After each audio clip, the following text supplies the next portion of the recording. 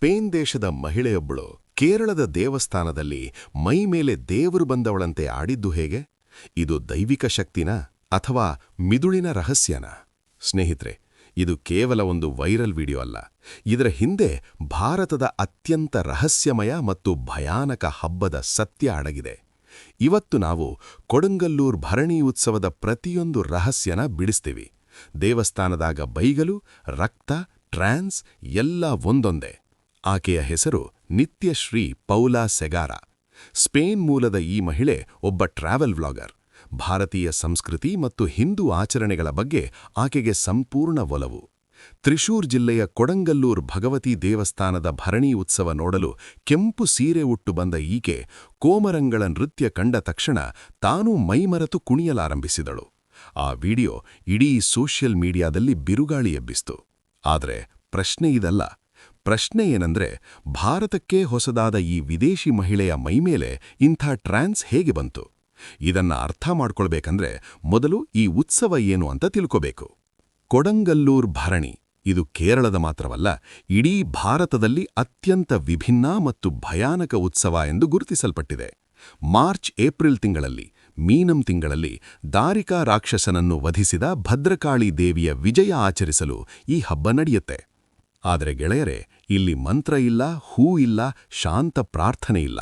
ಇಲ್ಲಿರೋದು ರಕ್ತ, ಉಗ್ರ ನೃತ್ಯ ಮತ್ತು ಆಶ್ಚರ್ಯ ಮಾಡಿಸುವ ಆಚರಣೆಗಳು. ಯಾಕೆ? ಅದನ್ನ ಹೇಳ್ತೇನೆ. ವೇಲಿಚಪ್ಪಾಡ್ ಇವರು ದೇವಿಯ ಆಣತಿ ಹೇಳುವ ದೈವ ಮನುಷ್ಯರು. ಕೆಂಪು ಬಟ್ಟೆ ಧರಿಸಿ ಕೈಯಲ್ಲಿ ಕತ್ತಿ ಹಿಡ್ಕೊಂಡು ಇವರು ತಮ್ಮ ಹಣೆಗೆ ತಾವೇ ಹೊಡ್ಕೊಳ್ತಾರೆ. ರಕ್ತ ಸುರಿಯುತ್ತೆ. ಇದು ದೇವಿಗೆ ನೀಡುವ ರಕ್ತ ಬಲಿ. ನೋಡಿದ ಜನ ಕಂಗಾಲಾಗ್ತಾರೆ. ಆದರೆ ವೇಲಿಚಪ್ಪಾಡ್ ಮುಖದಲ್ಲಿ ನೋವಿನ ಗುರ್ತ ಇರಲ್ಲ. ಟ್ರಾನ್ಸ್ ಸ್ಥಿತಿಯಲ್ಲಿರ್ತಾರೆ. ಇದು ಕೇಳ್ದಾಗ ಎಲ್ಲರಿಗೂ ಆಶ್ಚರ್ಯ ಆಗ್ತದೆ. ದೇವಸ್ಥಾನದಾಗ ಭಕ್ತರು ದೇವಿಯನ್ನ ಬೈತಾರೆ. ಹೌದು, ಅವಾಚ್ಯ ಶಬ್ದ, ಕಾಮಪ್ರಚೋದಕ ಹಾಡು, ಇದನ್ನ ಭರಣಿ ಪಾಟು ಅಂತ ಕರೀತಾರೆ. ದಾರಿಕನ ರಕ್ತ ಕುಡಿದು ಉಗ್ರ ಕೋಪದಲ್ಲಿದ್ದ ಭದ್ರಕಾಳಿ ದೇವಿಯನ್ನ ತಮಾಷೆಯಿಂದ ಶಾಂತ ಮಾಡಲು ಈ ರೀತಿ ಮಾಡ್ತಾರೆ ಅನ್ನೋದು ನಂಬಿಕೆ.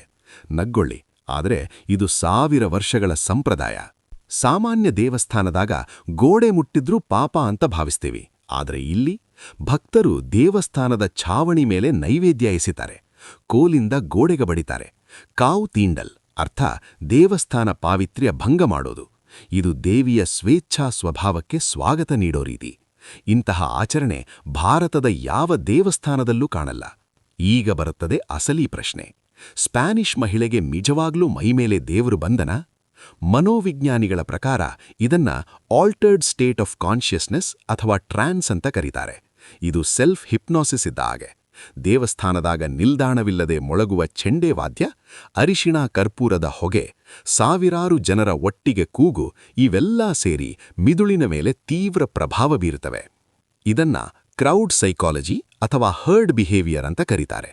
ನಮ್ಮ ಮಿದುಳು ಒಂದು ತೀವ್ರ ಭಾವನಾತ್ಮಕ ಮತ್ತು ಸಂವೇದನಾ ವಾತಾವರಣಕ್ಕೆ ತೆರೆದುಕೊಂಡಾಗ ಅದರ ಅರಿವಿನ ನಿಯಂತ್ರಣ ತಪ್ಪಿ ಸುತ್ತಲಿನ ಜನರ ಚಲನೆ, ಭಾವನೆ ಅನುಕರಿಸಲು ಪ್ರಾರಂಭ ಮಾಡ್ತದೆ. ಇದನ್ನೇ ಭಕ್ತಿ ಭಾಷೆಯಲ್ಲಿ ಮೈಮೇಲೆ ದೇವರು ಬರೋದು ಅಂತ ಹೇಳ್ತಾರೆ. ಪೌಲಾ ಅವರ ಮಿದುಳು ಕೂಡ ಇದೇ ಸ್ಥಿತಿಗೆ ಜಾರಿತು. ಕೊಡಂಗಲ್ಲೂರ್ ಭರಣಿ ಕೇವಲ ಒಂದು ಹಬ್ಬ ಅಲ್ಲ, ಇದು ಮನುಷ್ಯನ ನಂಬಿಕೆ, ಭಾವನೆ ಮತ್ತು ಮನೋವಿಜ್ಞಾನದ ಅದ್ಭುತ ಸಂಗಮ.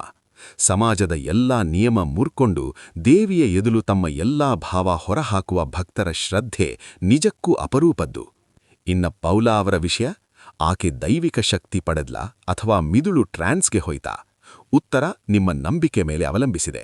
ಆದರೆ ಖಂಡಿತ ಒಂದು ವಿಷಯ ಸತ್ಯ, ಈ ಭರಣಿ ಉತ್ಸವ ನೋಡಿದ ಮೇಲೆ ಯಾರೂ ಅದನ್ನ ಮರೆಯಲ್ಲ. ನಿಮ್ಮ ಅಭಿಪ್ರಾಯ ಹೇಳಿ. ದೈವಿಕ ಶಕ್ತಿನ ಅಥವಾ ಮಿದುಳಿನ ರಹಸ್ಯನ? ಲೈಕ್, ಸಬ್ಸ್ಕ್ರೈಬ್ ಮತ್ತು ಶೇರ್ ಮಾಡ್ರಿ ಸ್ನೇಹಿತರೊಂದಿಗೆ.